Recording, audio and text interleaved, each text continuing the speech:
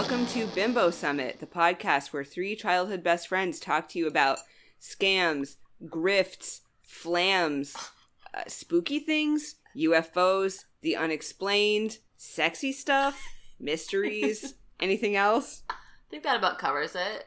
Yeah. All right, I'm Sarah. I'm one of the people who is on this podcast. I'm your other sexy co-host, Izzy. I'm Dylan. I'm not sexy. I don't know. I think you're sexy. Thanks, Izzy. You wear a lot of Hawaiian shirts for someone who's not sexy. Yeah, you're wearing a Hawaiian shirt right now. I do. I am wearing a Hawaiian shirt right now. I love Hawaiian shirts, and I've scaled down. I think I own like 7 or 8 now. But wow. at one point I owned 11 Hawaiian shirts. Real parrot head hours. Yeah. And yes, I am a parrot head as well. Yeah, it's true. Yeah. Okay, on this episode of Bimbo Summit, we are talking about, we got a couple things on the docket. We're going to talk about the Falcon Lake UFO incident suggested by power user, friend of the pod, Bethany, quite a long time ago. We're just now getting around to it. We decided to do a UFO episode today because we wanted to do something a little spooky, a little fun. UFOs are pretty hot right now. And when I asked the group, what UFO should we cover? Izzy said, pick the sexiest one. Oh. So that's what we're going to talk about. We got a couple of UFO related calls to play. And then Dylan has some maybe unrelated, maybe not, cruise ship industry news. Yeah. This is sort of my protest. I'm not really a UFO buff. And I just, it's not a protest necessarily. It's just sort of like, well, I don't know if I have much to add to the UFO discourse. I don't think they're out there. Maybe this will change my mind. Let's hope. Don't really believe in them as a concept. But, the alien UFOs, I do believe in, like, right. people. Drones and shit. Yeah, drones and shit are probably real. I've never seen one. Yeah. Who knows? I never seen one. I did see some crazy military planes flying over my house the other day, and I was like, what? What shade? Did you take it personally? I took it personally. Not like the fighter jet kind, but like, like the transporty kind. Like they look like they're like chunky and like gray. Mm-hmm. And I was like, what's up with that? Anyway, this is Bimbo Summit. Not things about Dylan's house. So, sorry. So, yeah. So, Sarah, tell us about this very sexy mystery about an alien encounter. Well, I don't want to play up the sexiness too much and get your hopes up, but I will say when you said sexiest, of the ones we had discussed possibly doing, one of them was Phoenix Lights, which, there's some weird lights in Phoenix. It's a close encounter of the first kind, which is that's not too sexy. Another one took place at a high school, so I thought, it's a dangerous territory. Falcon Lake, I felt like this one's the sexiest because it's the encounter of the closest kind of all the options. And involves a shirtless man. And it involves a shirtless man, and boy is he sexy. Let's set the stage for you, the listener. 1967, Manitoba, Canada. Stefan Michalek, who is a Polish immigrant. He's probably seen some shit, probably been through a lot. Starting this off very sexy. Manitoba, very Polish sexy immigrant. stuff. Yeah. I'm not totally sure how old he is, but like pretty old. Definitely a dad. Hot. One of his hobbies. Does he have a dad bod? Yes. Is he strong? Definitely. Yeah. Well, all Poles are strong. We're like built for field work. What about you though? No offense. Well, Sarah's not strong at all. Yeah. That's true. Actually, my grandmother famously was like made fun of by her family for not being very good at farm work. Oh. They were like, Pelagia, you go do the inside stuff because you can't lift anything. Yeah, Pelagia. Yeah. Yeah, she's named after a saint who later did a really famous heresy. Oh. The Pelagian heresy. Oh. I think he didn't believe in original sin or something like that. Which we discussed on the last Patreon sounds like my kind of guy. episode. That's true. It's a controversial topic here on the pod, whether or not we're all born fucked up, which I did float as a true thing, I believe. So Stefan, he is out, in his own words, snooping in the rocks, because one of his favorite activities to do, Colin, put in a clip of him saying snooping in the rocks here. Every weekend, in the long weekend, I usually go out in the country and snooping in the rocks.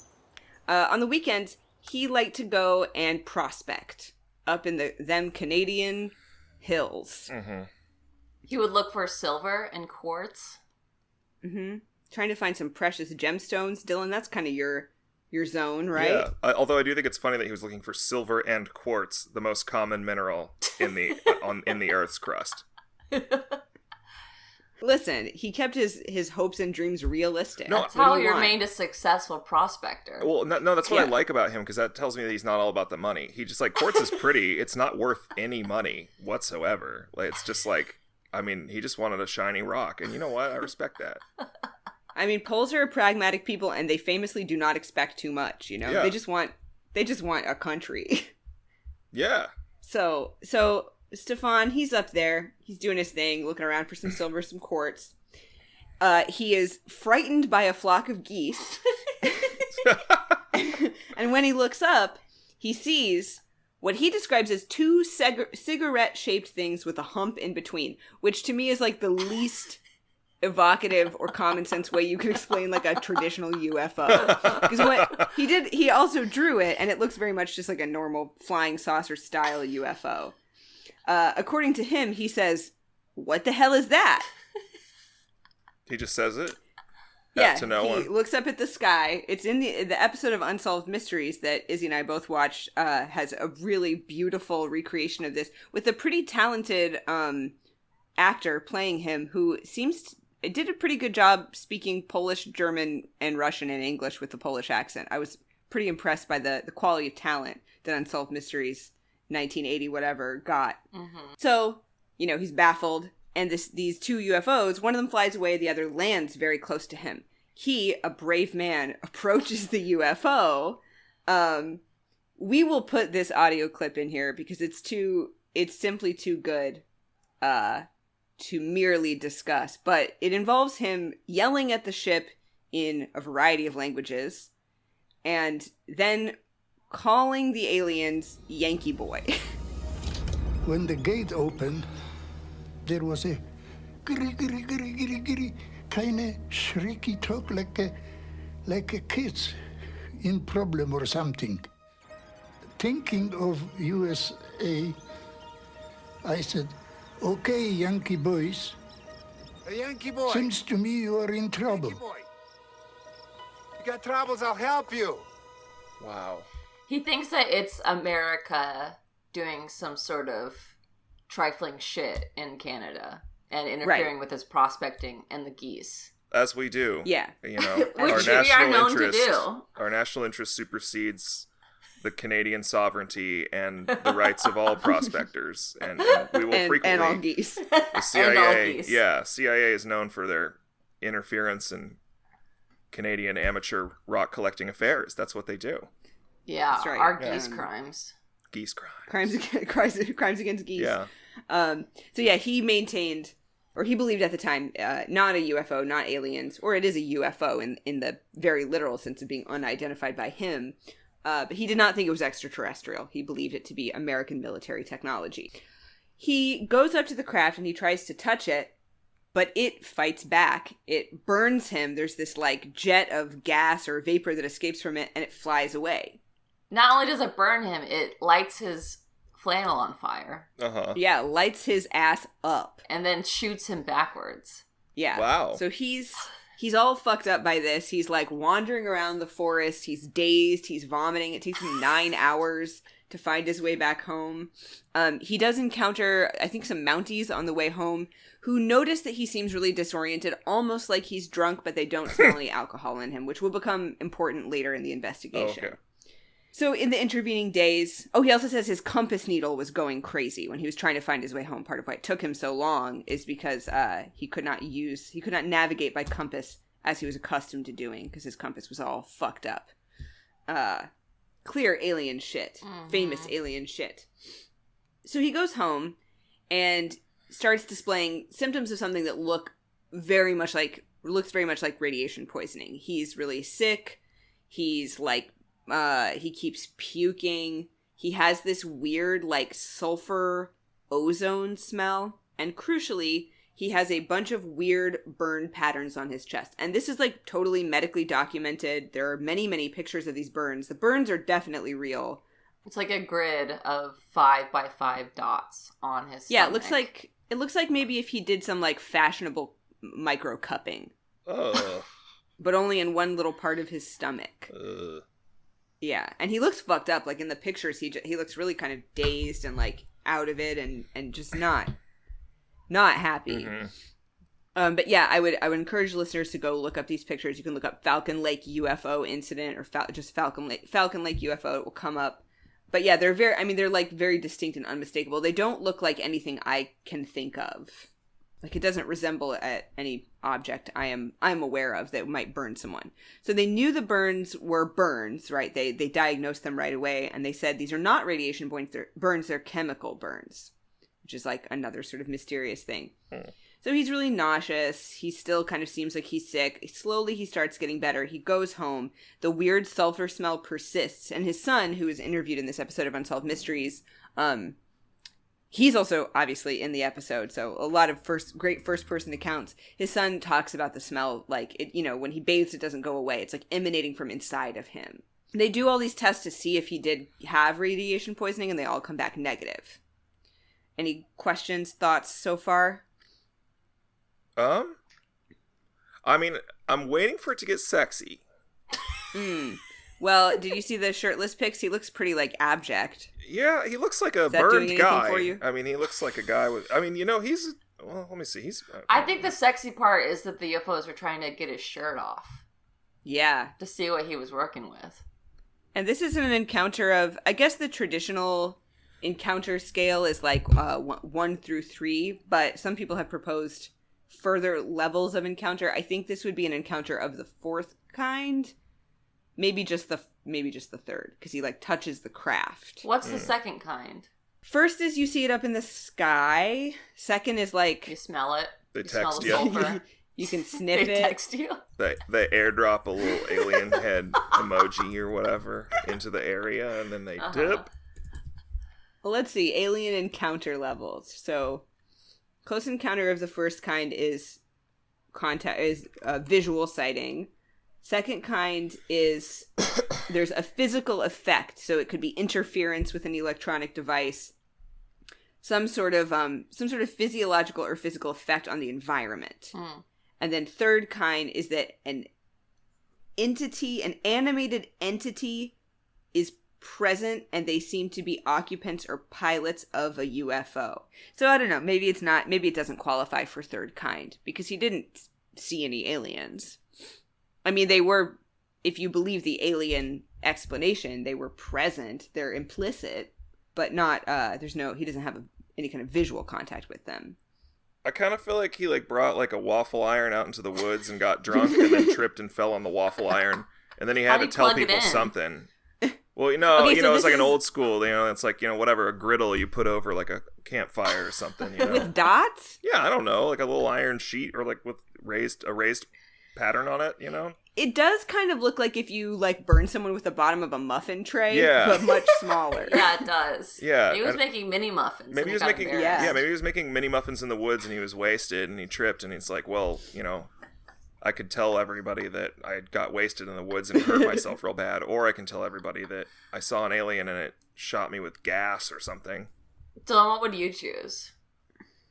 I would probably just be honest about it. But I feel like that would, if I came home with a story about aliens and people started to pay attention to it, I would be very worried, and I'd have to, the lie would get more elaborate, and I'd have to talk to the news, and then people long after I'm dead would make a podcast about it, and I don't want nobody's making a podcast about a guy in the 60s who tripped on a waffle iron while he was drunk, So I think I'd go with the humble, not humble, just the, less... honest. It just seems like a lot of hassle, to try to pull this story off. So there's a famous skeptic whose name I don't remember because, fuck him, who his theory is Mahalik got drunk in the woods and got burned by accident, Uh-huh. was totally wasted, and then made up this crazy story. And part of his motive for making up the story was to keep people away from his, like, cool prospecting spot, which makes no sense because... He's looking for quartz. Well, one, because, yeah, what he's looking for is not something particularly valuable, but also because saying that an alien did it is not a good way to keep people away from the spot. Yeah, that is more true. People there. That's a good point. Right. I mean, maybe part one of his explanation, like, oh, this guy was, like, wasted and he got embarrassed and then he, like, made up this whole thing. But that doesn't really explain how sick he was. Yeah. I also read a report from the Mounties. Yeah. That was done a couple months after, I think, the event happened. Most of the report is about them going back and trying to find the burn marks, which Stefan did do. He said, like, me and my friend went back. We found this burnt out circle. Then later when they went back with the Mounties, they couldn't really find it again. But part of the investigation was also about whether or not there was any sort of provable, whether or not he was drunk, basically. So they like stayed at this motel the night before.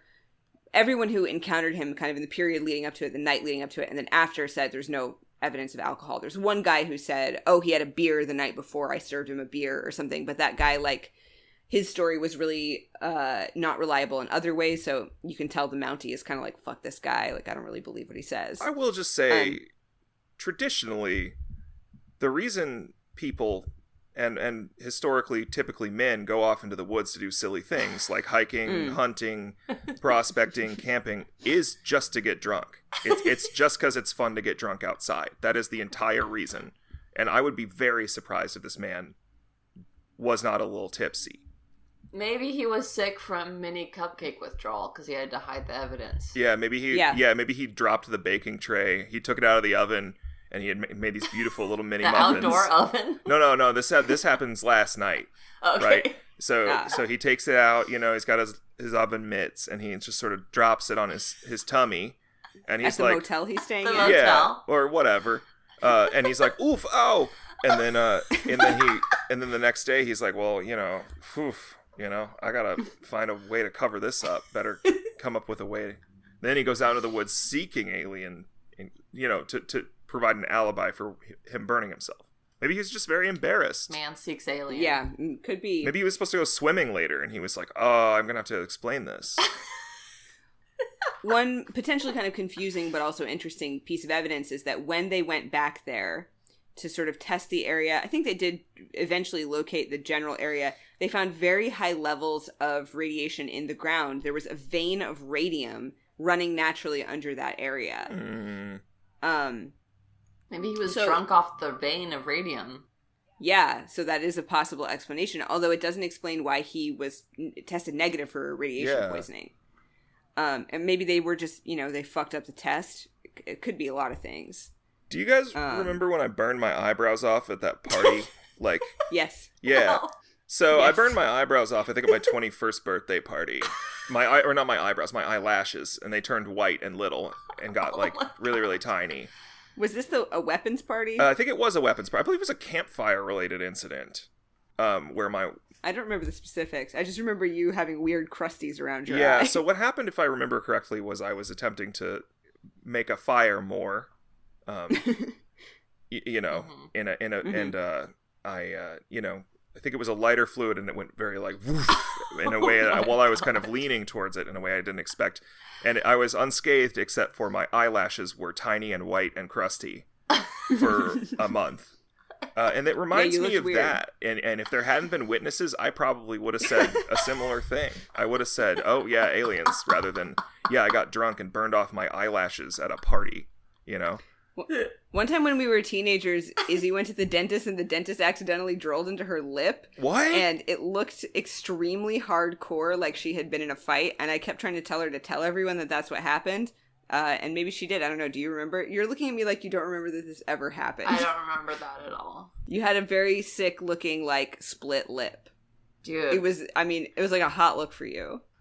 I had all kinds of tooth problems when I was a kid, so I believe it. Yeah. I think I blacked out every dentist appointment I ever had because it was so traumatic. I like that theory, though, Dylan. That's my theory. Yeah. Although this would be really cool. I don't know. I mean, it's cool either way. Like if he had a good time in the woods and it got weird with some fire and some liquor and stuff, good for him. I hope he had a good time, and I hope his buddies believed him. And if he was assaulted by an alien craft that chemically burned him and made him smell like sulfur forever, and made him throw up a bunch. And made him throw up a bunch. Yeah. Okay. Can I just say though, like symptoms of alcohol? I know. Throwing up a bunch. It's true. Motor skills issues, getting hurt. Smelling stinky the next day, and then for a while, like your sweat smells weird. I'm just saying there are some similarities.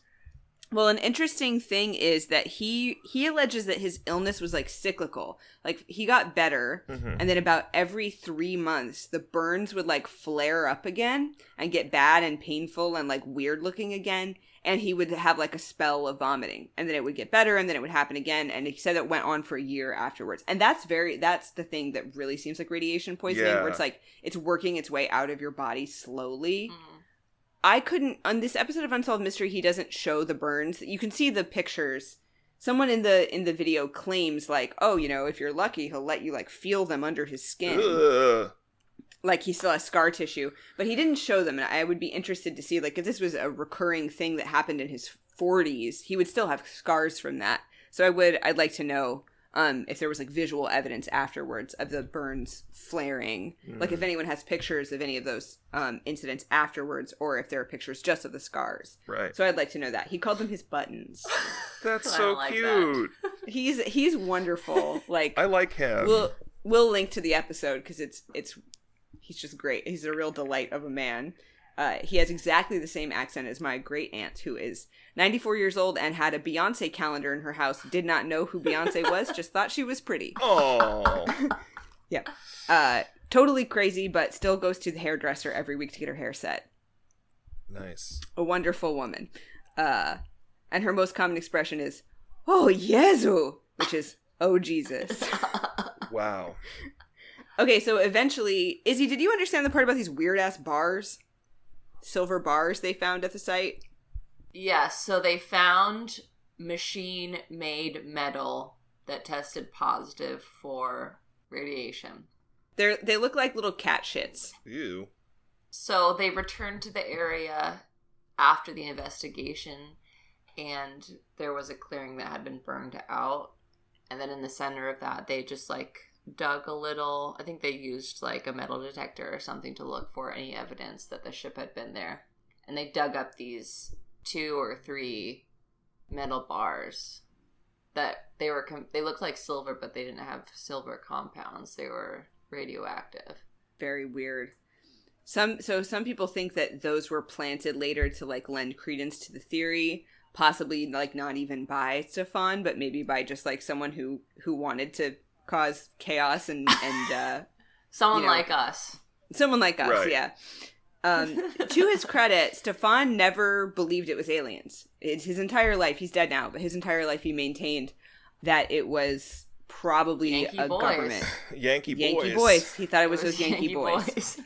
So, I mean, that to me is interesting that, like, if you're going to concoct an elaborate lie to cover for being, like, a drunk fool in the woods, that you'd be like, I don't even know if I believe it, you know? Either he's a very good liar who understands that, like, that kind of skepticism is, like, a intelligent release valve for, like, people not believing you, or he is not lying, at least not to his own knowledge, you know? Sarah, what do you think? You know, there's a lot of hot talk these days about, okay, well, UFOs just means unidentified. It doesn't mean extraterrestrial. I definitely do believe in aliens. I don't know that I believe in, like, alien visitations. If I did, I don't think that they would look like how we imagine them to look. Like, why would an alien look like what somebody in the 40s or 30s, like, decided an alien would look like, you know? Do you think they'd be more or less sexy? More. But because they would be, like, sylph-like and difficult to understand, and, like... I bet they'd be, like, really gross, but in a kind of cool way. You know, because, like, you know, there's no, like, they wouldn't necessarily be, like, carbon-based. Like, they might just be, like, an ammonia sludge with tentacles. Right. You know? But there's something a little sexy about something you can't fully, like, they're like elusive and they're always slipping out of your hands. I like the Ender's Game conceit of an alien that it's just like a lot of bugs with a consciousness that they share. I like that too. Like a Borg. It might have been, maybe they hit him with Star Trek radiation. I was just thinking, because Star Trek, they make up a lot of different types of radiation that aren't real sometimes, particularly in the newer stuff. Maybe it's some kind of, cool Star Trek radiation we can't scan for. But yeah, the thing about the UFO sightings and stuff, like, it's like, motive. I question motive. Why do they care? Why are they burning people, sucking people up into their cigarette hump ships and sexually molesting them and stuff? Or whatever. Yeah, none of that really tracks to me either. I do wonder about that whole genre of like abductions and whether that's like some just like weird, I don't know, like weird guy fantasy shit. I don't know. It's like, it seems a little sexual. Like that book Communion. Yeah. I remember our friend Marissa describing that book to us and being like, this sounds like somebody's like sex thing. Yeah, it's like they took me and they put a tube in my butt and then I woke up in my bed. It's like, well, okay. All right, Gary. Which we actually have a call that is very related. Very related. All right, just to close up Falcon Lake, the Royal Canadian Mint. This is extremely cool. Also part of our Canadian apology tour, acknowledging something extremely cool that Canada did. They made a series of commemorative coins about unexplained Canadian events. And they're using the word coin very loosely because this one is like shaped like a guitar pick. Whoa. Some of the other ones in the series, most of them are like rectangles. They're like weird chips, but they're made by the Mint. This is a $20 coin. Wait, it's extremely cool. You can use it? It's currency? I don't really understand how commemorative coins work. Yeah.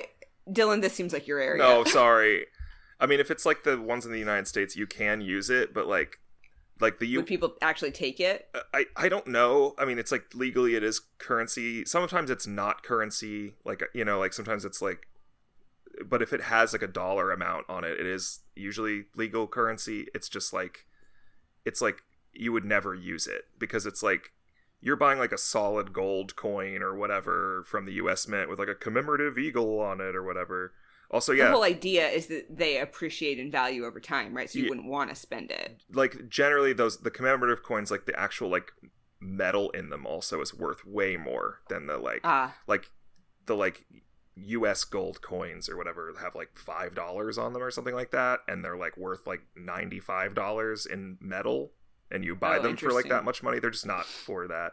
But it's cool that the Canadians do get weird with it. I appreciate that because the U.S. ones are all like, it's the Statue of Liberty holding a flag, and then it's George Washington and he's got an eagle on his shoulder, and it's just not only does this one have a UFO on it and it's shaped like a guitar pick, but it also fucking glows in the dark. What? Oh, that's cool as hell. Dude, we need to step it up in this country. I know. It's very cool. I love also that the U.S. government would be like, yeah, let's talk about the spooky shit we did. Right?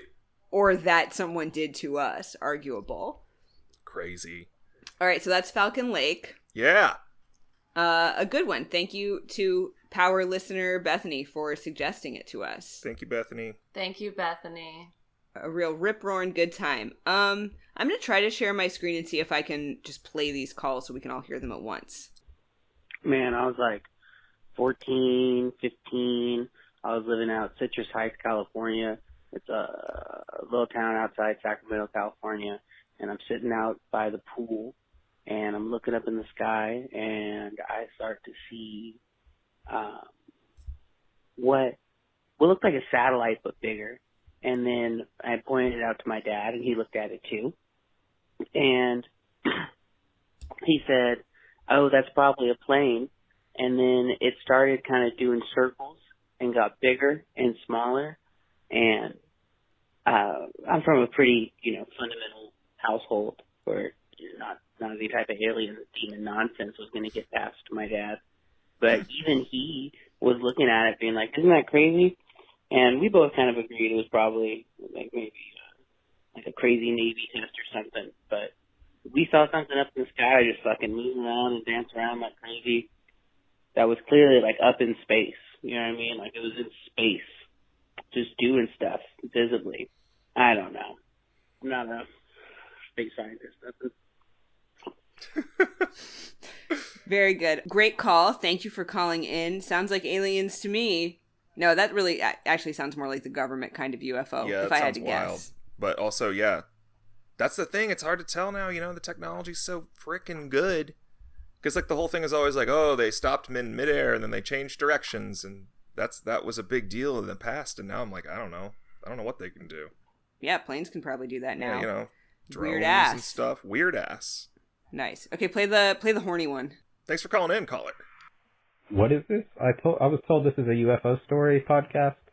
I just had a UFO story and wanted to share. So I was out in Arkansas wilderness, just camping as one does. And I looked up in the sky, and there was this circle of lights. And before I knew it, I was sucked up into the air. And then the next thing I knew, I was restrained in a chair, and this tentacle monster was just inserting his tentacles into all of my orifices at once. And to make a long story short, I've never had an orgasm like that since, and I've been just chasing that dragon. And I was hoping to hear from anybody else that might have a similar experience. If you have a similar experience, please call in. Oh, yeah, please. And let this person know they're not alone. It sounds like maybe they've been chasing the dragon for a long time. And if you have a way to help, yeah. Please share it. And I imagine that's a difficult dragon to chase, I mean, Yeah. How do you scratch that itch again, right? Yeah, it might kind of sexually ruin you. Right, yeah. To get probed. If this person is sincere, I'm so sorry that happened to you. It doesn't sound like they're sorry I don't know. Well, I mean, it just sounds really complicated, and I hope that there's a lot to unpack. I hope that they're able to process that experience. Like, I hope that they've been able to speak to somebody about it if they want, and I hope that I don't know. I hope that they're able to find a balance in life that lets them kind of move on, or at least live with this, live through Very this. well said. Really affirming, Dylan. Live through this. Live through this? Live through this. Live through this. Courtney. That's right. Courtney's been making memes lately. They're fucking A1. Oh, excellent. Great stuff. Steak sauce. Okay, friend of the pod, former guest and co-host of our brother pod, It's a Beautiful Day in the Gulch, Bev, has called in with a great UFO story. On their Patreon, they have a Patreon episode where Bev goes into great detail about this same story. So if you like what you hear and you want to hear more of it, you should subscribe to the It's a Beautiful Day in the Gulch Patreon. Hey, what's up, guys? This is Alex from Bloomington, and I have a UFO experience, a recent one from here, a local one. I didn't see the UFO, but I did see a guy who saw a UFO. And the story's like this. The UPS guy at my work was quitting, so we got a new guy to come, and he was really late at the end of the day, and I was like, I'm gonna hate this guy. He's coming late. But when he finally showed up, he said, I'm sorry I'm late. I just saw a UFO. And I was like, are you serious? And he's like, yeah. And he said, it was a couple weeks ago, maybe 3 weeks ago now, on Rogers and 7th. He said there was a bunch of people standing around looking up where he was delivering packages. And there was just this thing in the air, spinning, and he said it was kind of L-shaped. And he said he didn't know what it was. He said it was the most crazy thing he's ever seen. And I was like, well, how do you know it wasn't a drone, somebody's personal drone or something like that? And he said it was the size of his UPS truck. Then I was like, well, did you get a picture or anything? And he's like, yeah, I have a video. And he showed me this video on his phone. But it's the perspective is hard to see, but I could clearly see something that looked like maybe a camera, like a SLR spinning in the sky or something. Whoa. And, or maybe something L-shaped. It was just there was clearly, I could see clearly the spinning object. And I was like, yo, send me that video. and then he didn't send me the video. And then he never showed up to work again. Like I didn't see him again ask him again for the video. And after work, I walked around and I walked around my neighborhood where this allegedly happened, and I asked a bunch of people if they saw a UFO on the street. And everyone just laughed and looked at me like I was crazy. But allegedly, according to this guy, there was a bunch of witnesses to this. And I looked on Reddit. It wasn't on Reddit. I haven't seen the guy since. I've only talked to a bunch of people about it, and they think I'm crazy. But I've seen the video, and I've seen the guy. Whoa. And there's a part 2. Oh. He wraps it all up. Sorry my message was so long. I got a little worked up. But so long story short, I didn't see the guy again until a few weeks later. I just saw him walking down the street in just his UPS clothes with no truck, no packages. He's wearing sunglasses. I'm driving down 2nd Street, and we make eye contact, and he nods at me. And then just continues to walk down the road like Terminator or something. It was, like, pretty weird. And I still haven't seen him yet, but I'm trying to get my hands on this video, and if I can get it, then I'll send it to you guys. And that's like my closest I've come to seeing a UFO. Wow. A guy who's seen a UFO. Alright, I'm sorry if it's too long. See you later. Wow. Wow. Amazing. Wow. If Bev gets his hands on that video, we will surely make our listeners aware. Yeah. Well, if Bev gets his hands on that video, he's going to be in the next Tom DeLonge documentary. I mean, dang. Yeah. Sounds like could be. And here's the thing. I know I've been a skeptic this whole episode, but you know who I believe more than anyone in the world? Bev? I trust Alex. I don't know. Yeah, but here's the thing. Do you trust the UPS guy? I mean, yeah, I do. You know what? You know, they work hard. They deliver those packages, you know. They do stuff sometimes at a cheaper rate for heavier stuff than USPS. And, you know, much love to USPS, of course. USPS are literal heroes.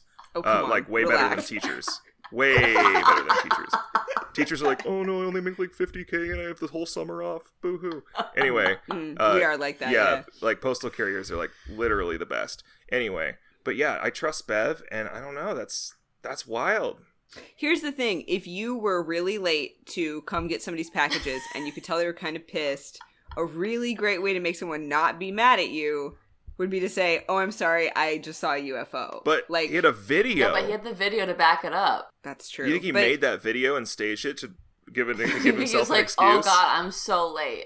Making a fake video. Yeah. It won't hurt. Hold on, get your drone. Okay. Let's tape some cardboard to it. Spray paint it black. But it would maybe take longer. Right, but maybe he just like filmed a bird. Alex would have said it was a bird. They go bird watching on Gulch all the time. He would know a bird. Yeah, Alex would know a bird if he saw one. Yeah. I'm not trying to impugn Bev here. I'm just, I'm just asking questions. Yeah, that's so rude to Alex, Sarah. Yeah, I'm very fucking sorry. God. No, I would love for this to be true because the idea of a UFO sighting in Bloomington is like the most exciting thing I can possibly imagine. Yeah. In my, 7th Street is like the street I grew up on. That's my fucking area. I love the idea of some spooky stuff happening right there. Do you think the Men in Black got to him? Like the UPS guy, not Bev. No, but yeah, maybe. Do you think like Will Smith showed up and like flashed everybody, and that's why he was wearing the sunglasses, and he saw Alex on the street, right? And he kind of nodded because he was like, "Who's that? I know that guy." Because that's what you do in Bloomington when you see someone that you kind of remember, but you don't really, or you know who they are, but you don't talk to that person. You can't figure out why. Yeah. And Bev said the guy has not been back since, and he asked another one of his coworkers about it, or the UPS coworkers, and that guy was like, "Oh, that guy doesn't lie. Like, he's not making it up." Dude, so. Will Smith took the memory flasher thing to West 7th Street and zapped everybody. Yeah. Oh my God. There could have been a zapping incident. And that's why the neighbors were all possible. Like, yeah, what? Aliens. Oh my God. The government just scrubbed our hometown. Yeah. Amazing and horrific. Yeah. Troubling. Yeah. Raises a lot of troubling questions. Really does. It really does. Yeah. All right. That concludes the UFO portion of this episode. If you have anything extraterrestrial, please call in. We would love to play more UFO supernatural calls. You saw a ghost, you felt a demonic presence in the room next to you, something a little more grounded in reality than UFOs. Like, if you saw a ghost or a Bigfoot or a Mothman. UFOs he can't accept, but ghosts any day. Ghosts, absolutely. Maybe you saw the dog man in the graveyard, or you saw the Milwaukee Lake Man. Yeah, if you saw the Milwaukee Lake Man, if you saw Skin Dog. Yeah. Anything like the that. Tonic Man, ghosts, if the Tonic Man's been around. If the Tonic Man's back. Yeah. He's a... We'll have to do a whole episode about the Tonic Man. I don't think we've talked about it on the show before, but I won't even get into it because I'm going to spiral if I do. If you know the Tonic Man, you know the Tonic Man. Yeah, but we'll talk about it. We'll talk about it soon. Okay, so final portion of this week's episode, we were promised by Dylan a little mention of some cruise ship industry news. What's going on in the world of cruising, Dylan? That's right, Sarah. Yeah, and they said everybody should pick a UFO sighting to research, and I said, no. I said, let's talk about cruise ships because this is what really, these are real. These are real UFOs. Yeah, these are the real guys. Identified floating objects. Yeah, and it's funny. I was talking to Emma about this earlier, and I was talking about it, and I was like, oh, I was supposed to do a UFO, I guess, but I'm gonna do cruise ships. And Emma made a very good point, which was to the fish in the ocean. A cruise ship is very much an unidentified flying object in their sky. Yeah. So extremely astute. Yeah. Yeah, why don't you think about a fish's perspective once in a while? You pig. Anyway. This is a very fucking pig. You fucking pig. Sapiocentric podcast. That's right. It is. I'm calling us in for sapiocentrism. Fucking pig.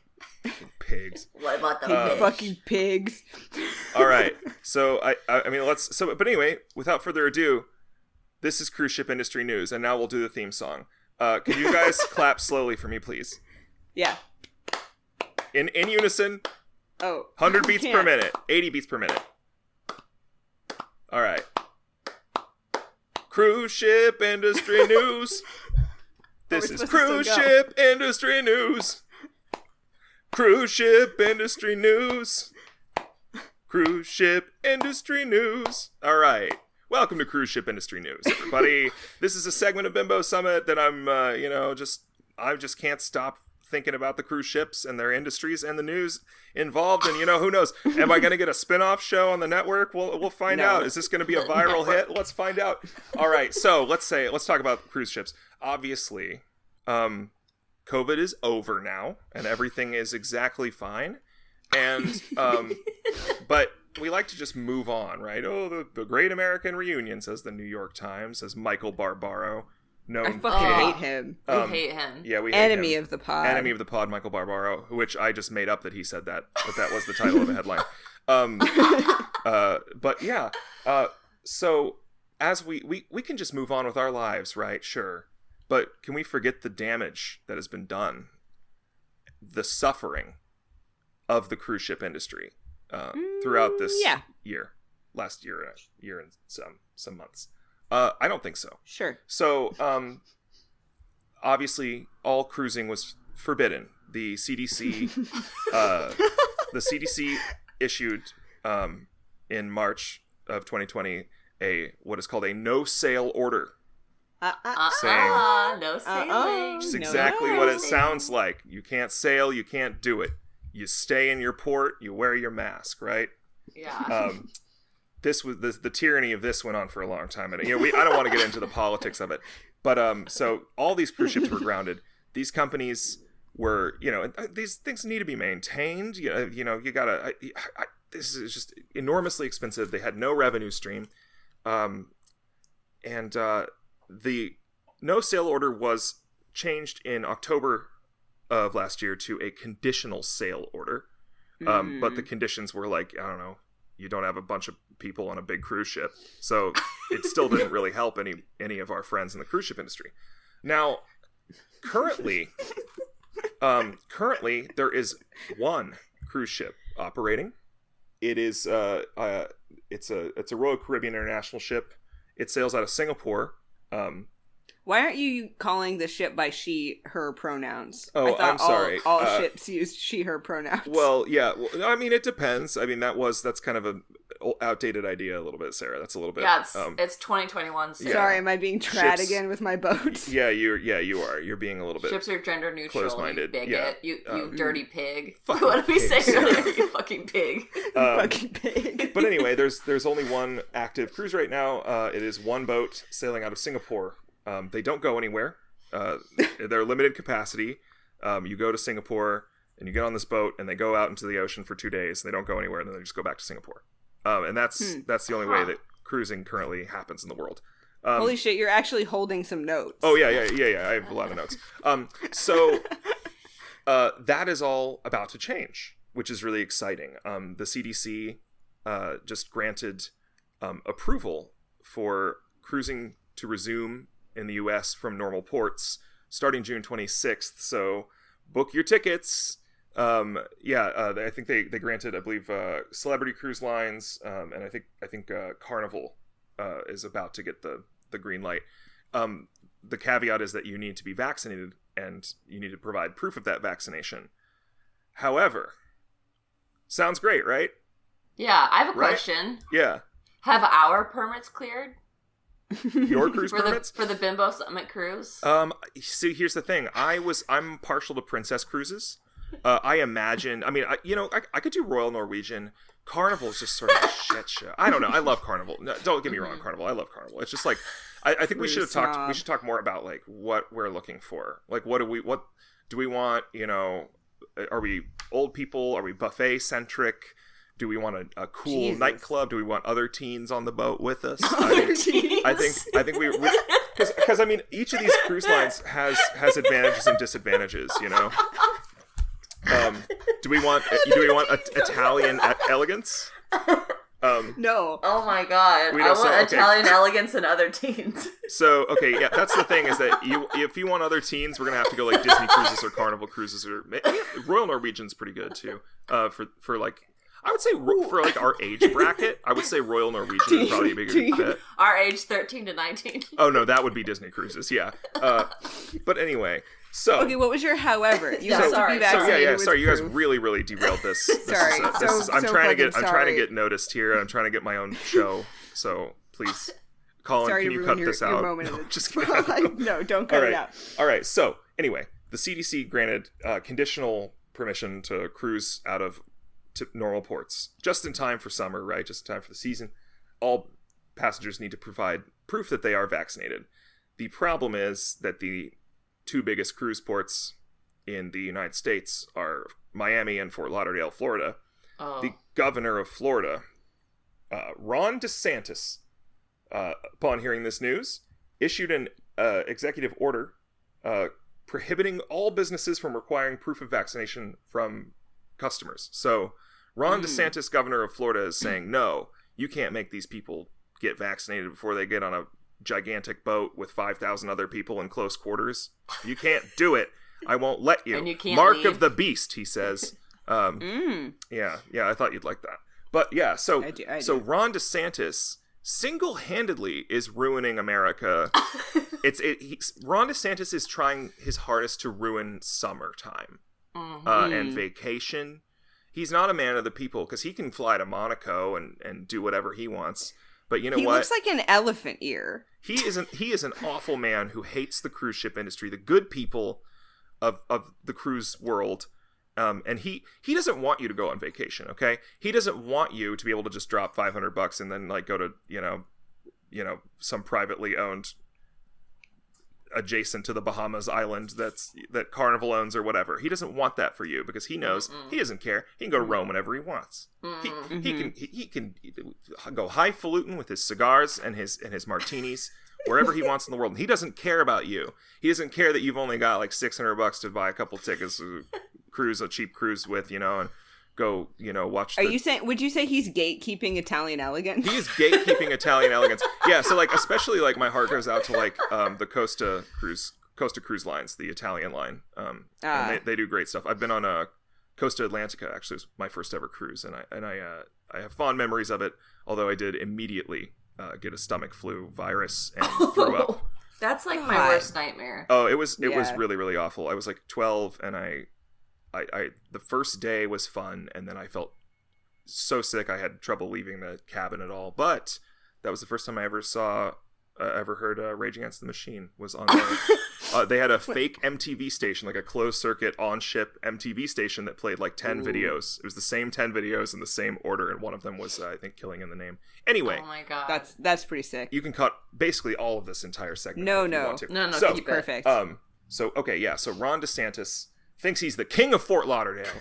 He thinks he can do anything he wants. He thinks he can kill your summer just because he has money and you don't, and he's a tyrant. He's killing the cruise ship industry. And I have a little message for Ron DeSantis here, and I guess it's not just I know that this has come across as a political attack. It's just very frustrating. It's kind of the only political issue that I'm interested in is the health and cruise rights. Yeah, cruise rights. But I'd like to acknowledge just all the hardships that these companies and these boats have gone through during this time, and I want Ron especially to listen to this part. This is a list of ships that have been decommissioned and scrapped during the COVID-19 pandemic. The CMV Astor, nay, the Fyodor Dostoevsky. What? Yeah, nay, as in maiden name Fyodor right. Dostoevsky. Yeah, I don't know why they. Anyway, the CMV Astoria, the MS Black Watch, the MS Bodacia, the Carnival Fantasy, the Carnival Fascination, the Carnival Imagination, the Carnival Inspiration. Do they all run? The CMV Columbus.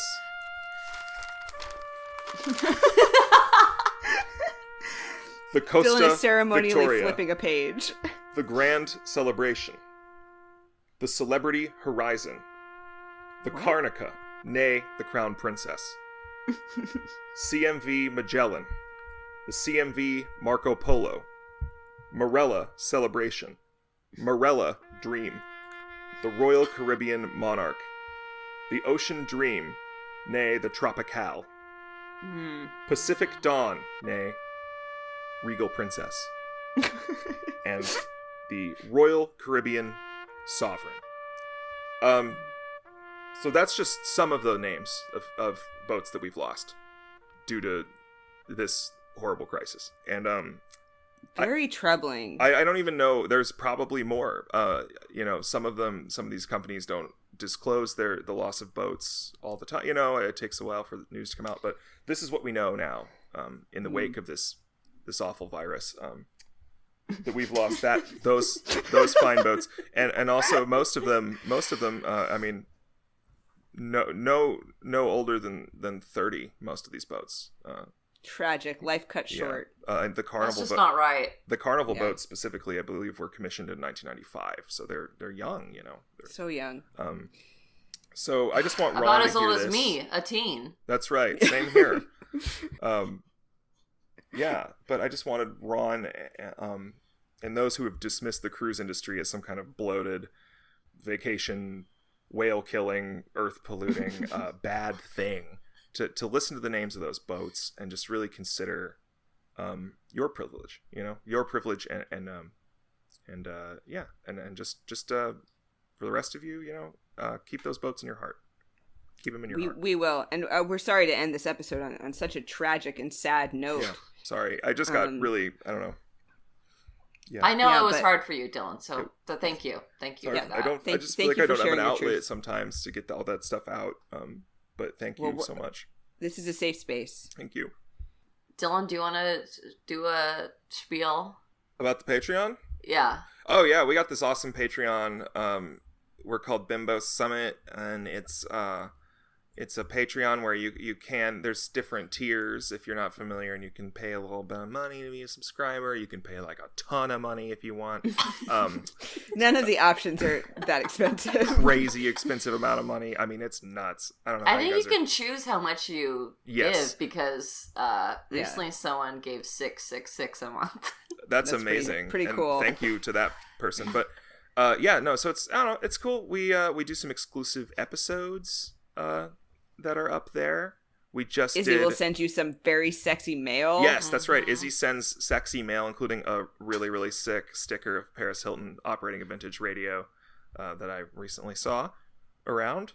And I don't know. We released another Patreon exclusive, the Zoomers versus Millennials in the format of a trial, featuring Izzy's teen brother, Marcellus. We can do another one with Liam, Dylan's teen brother. We could. It would be a very different episode, but yeah. Liam's a little more monosyllabic than Liam's like than Mars. Well, Liam's just, Mars is a little more wild style. Mars is a little more Zoomer.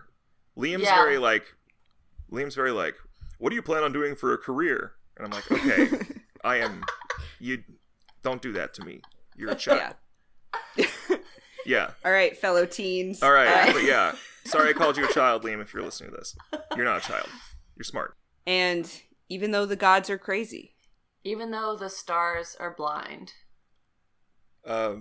Baby, let them cruise boats go. Let them out there. Let's get out there. I want to go to Grand Cayman. Let's do this.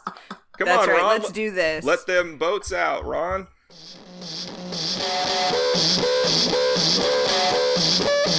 Yeah.